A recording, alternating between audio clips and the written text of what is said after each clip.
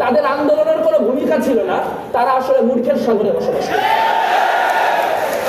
তারা বুঝতে পারছেন না যে হয়তো একটা আলটিমেট আক্রমণে বা একটা আলটিমেট আঘাতে শেখ হাসিনার পতন ঘটেছে, কিন্তু তার আগের আরো হাজারটা আক্রমণ শেখ হাসিনার যে ভিত্তি, সেই ভিত্তিকে দুর্বল করেছে, তার ভিত নাড়িয়ে।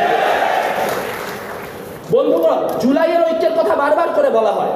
আজ আমরা জুলাইয়ের একটি চমৎকার ঐক্য দেখতে পাচ্ছি। আমরা দেখতে পাচ্ছি মঞ্চে একই সঙ্গে জাতীয়তাবাদী মানুষজন, ইসলামপন্থী রাজনীতি করা মানুষজন, সমাজতন্ত্রী রাজনীতির মানুষজন সবাই এক জায়গায় উপস্থিত হয়েছে।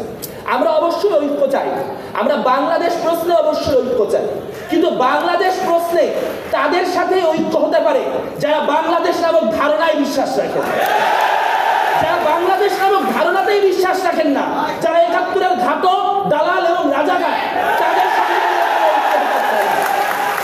আমরা এখানে নানান মতের, নানান পথের মানুষজন রয়েছি।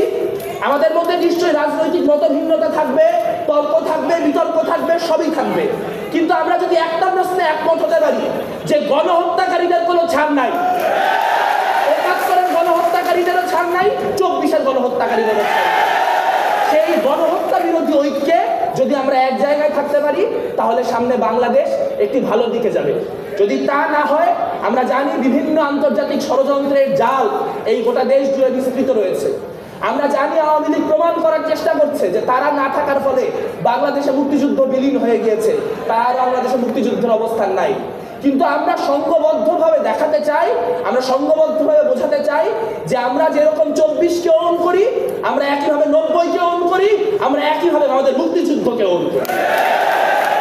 সেই ৭১ এবং ২৪-এর প্রশ্নে অনড় অবস্থান রেখে আমাদের যে ঐক্য, সেই ঐক্য জারি থাকবে। ৭১-এর শত্রু যারা, বাংলাদেশের শত্রু তারা; ২৪-এর শত্রু যারা, বাংলাদেশের শত্রু তারা।